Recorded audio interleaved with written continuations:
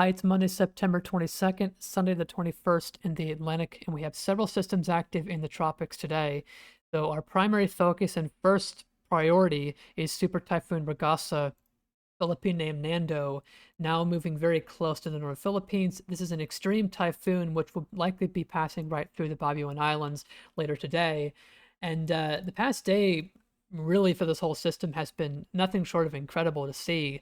Yesterday evening, we saw the system peak with an estimated maximum sustained winds of 150 to 160 knots, and that came from a buoy that went right through the eye of the storm and measured a pressure of 897 millibars in the center of the storm. Now, since that peak, we have seen the system undergo an eyewall replacement cycle, and that's where a band of strong thunderstorms will wrap around the old eye and, for lack of a better term, choke it off. So that old inner core dies, and you're left with now a new, bigger eye. And throughout this process, a storm can weaken, but that can often be deceiving as a good thing because really it's not, because through the hour replacement cycle, the storm enlarges. You can see now today we have a larger eye in the center of the storm. And so with that, the wind field now enlarges. And really the only reason it weakens is because the wind field is expanding over a greater surface area.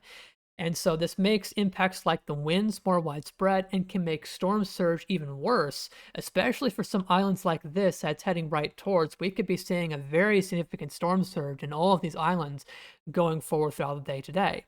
Another thing that's also unfortunate, especially with the timing here with this replacement cycle that we just had, is that if conditions are favorable after the replacement cycle finishes, storms like this can typically come right back up to the intensity they were before the cycle took place. And unfortunately, looking at satellite imagery, it looks like we're seeing that happen right now with the storm. We've seen the central dense overcast, this strong batch of storms immediately surrounding the eye, become much more stable, much more symmetric around the eye, which has also been periodically drying out throughout the morning hours. And this indicates to us that the system is likely re-intensifying again, probably getting close now to the intensity that it had yesterday evening. And unfortunately, there's nothing really to appreciably weaken this. The only thing would be maybe another eyewall replacement cycle, but even if that occurs, it's not likely to weaken the system by an appreciable level by the time we get to landfall in these islands. And so unfortunately, we're looking at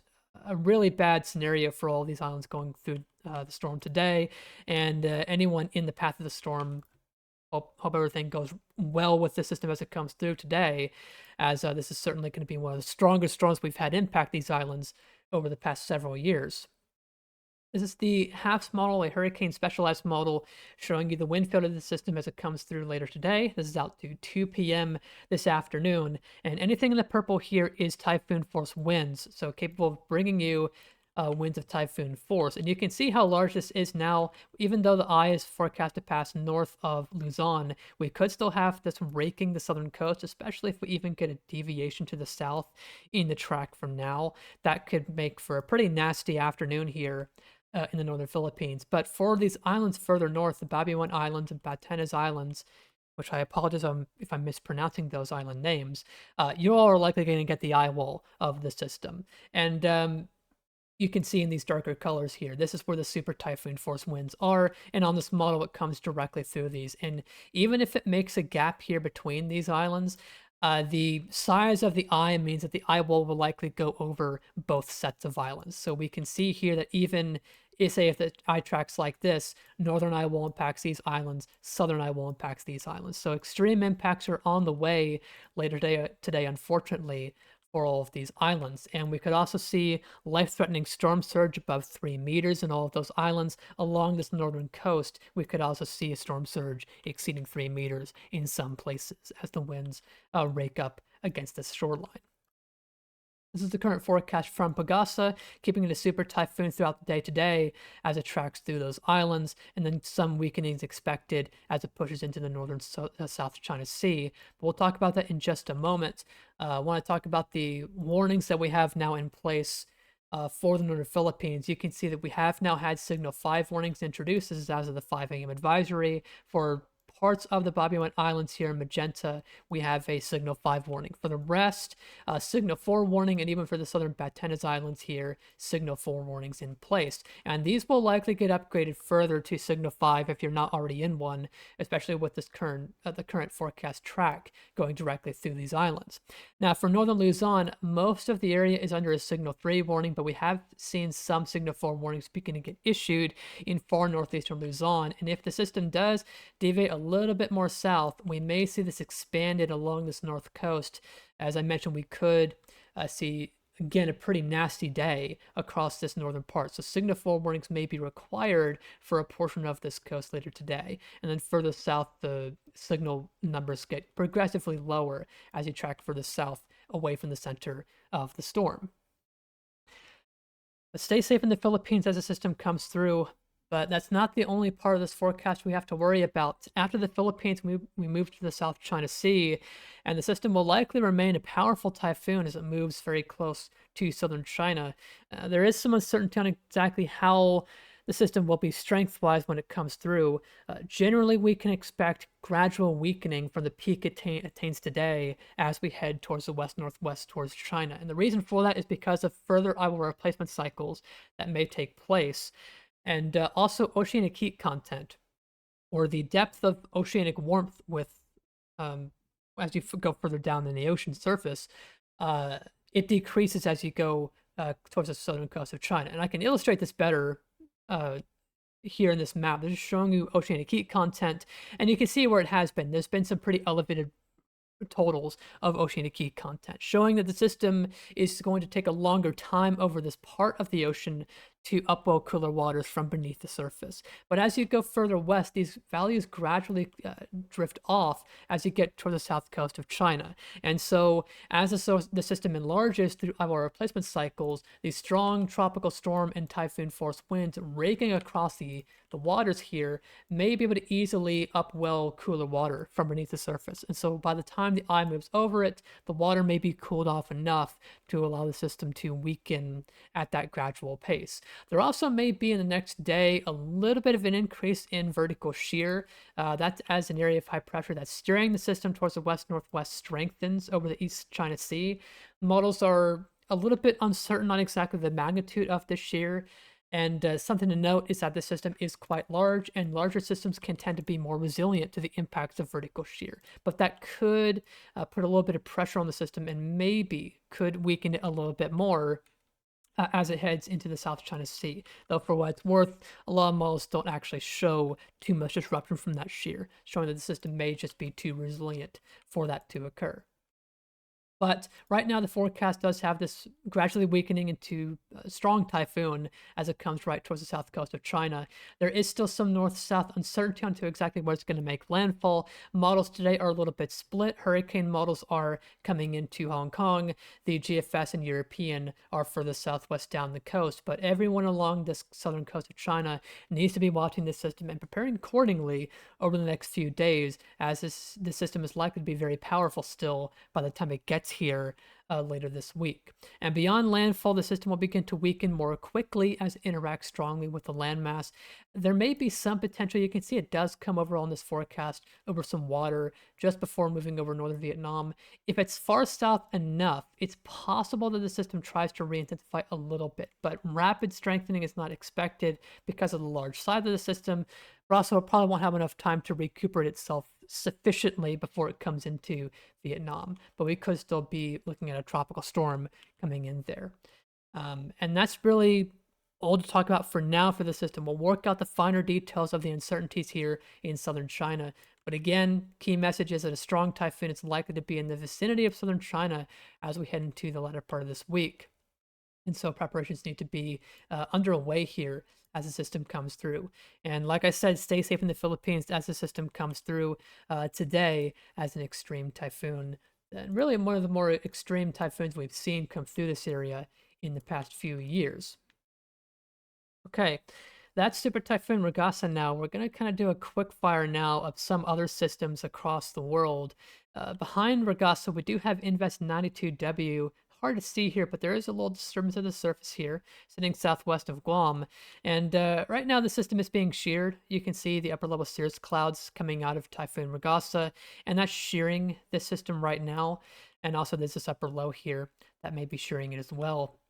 But as the system tracks towards the west-northwest over the next few days, environmental conditions may be favorable for the system to develop. A lot of models are showing development of the system, in fact, as we head into the Philippine Sea, and it could be something to watch for the central Philippines as we head into the middle to latter half of this upcoming week.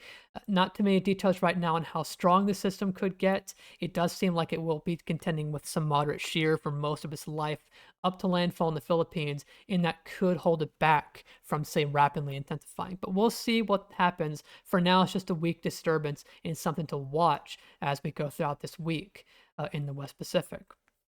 Other than these two systems, we've also got Typhoon Neoguri sitting here in the far North Pacific. The system is now turning north very slowly as it interacts or starts to interact with this frontal boundary that you can see here off the east coast of Japan.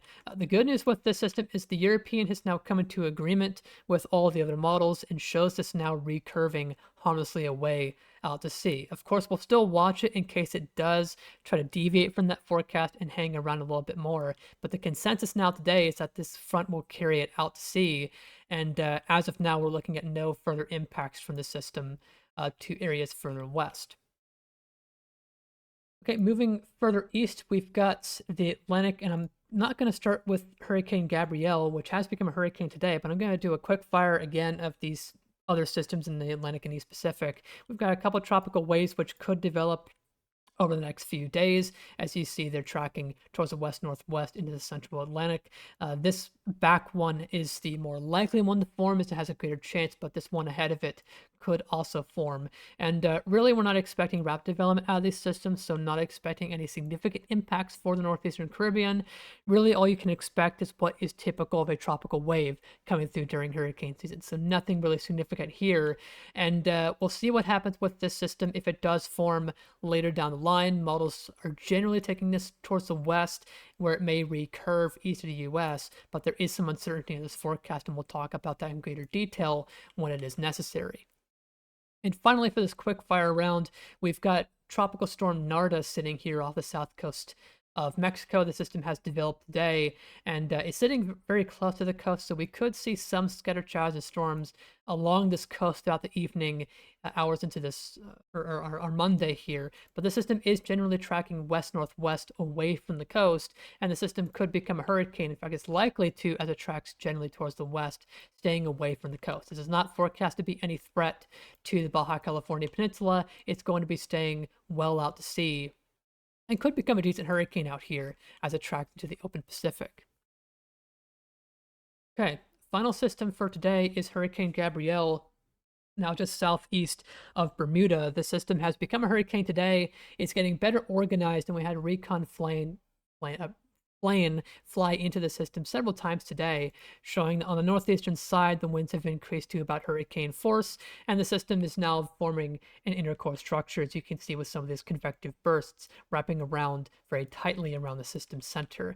Now, the system still has some imperfections to work out. One thing of note here is that you can see the wind field on the northeastern side is a bit fat, and they're not really symmetric around the system center here. And what we really need to see for the system, if it wants to intensify significantly, is to better balance this strong wind around the developing inner core, which is likely what we're seeing with all this bursting going on around the system center. But what this does tell us is that the system is getting itself ready to intensify at likely a more significant pace over the next couple of days. And models are now in agreement that the system will likely be near major hurricane intensity as it passes just east of the island of Bermuda. And same case with what I said yesterday. The forecast has not changed really here for Bermuda. The system will be recurving east of the island because of all this southwesterly flow here just west of the island. And that's going to be turning it away, and really no impacts apart from some scattered showers of storms are expected there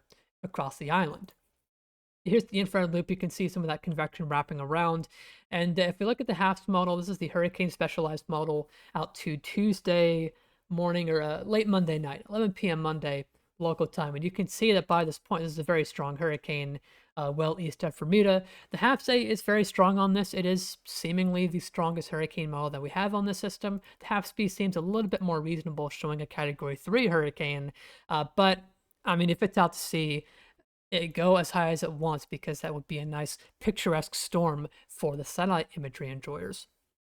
But going forward beyond this, the system will be weakening after peak intensity as it gets very close to all the southwesterly flow that will begin to shear it. But the system will likely not deteriorate very fast and will likely still be a tropical storm by the time it gets very close to the Azores by late this week. And you can see on this forecast from the Hurricane Center having a tropical storm come through on Tuesday into Friday afternoons. Now, the good news here, as is typically the case with this systems impacting the Azores, is that it will be rapidly moving to the northeast. So we're not talking about a long duration impact of the system, but it could still have some pretty potent winds with it as it comes through the Azores later this week. And you can see the tropical storm force wind probabilities are now increasing for these islands as we head closer to that time frame. Now in the western half of the islands, 20 to 30%. And across Bermuda, the chances have more or less remain the same, around 10 to 20% for tropical storm force winds there as the system tracks towards the east. But other than that, we'll just keep watching these other tropical waves in the Atlantic behind Gabrielle for potential development later this week, as it seems like the Atlantic is not going to fully quiet down just yet after Hurricane Gabrielle finishes up. Okay, that's all I've got for today. Stay safe in the Philippines as Super Typhoon Ragasa comes through, and I'll have my next video on it tomorrow morning after the system starts to enter the South China Sea. That's all for now. Thanks for watching.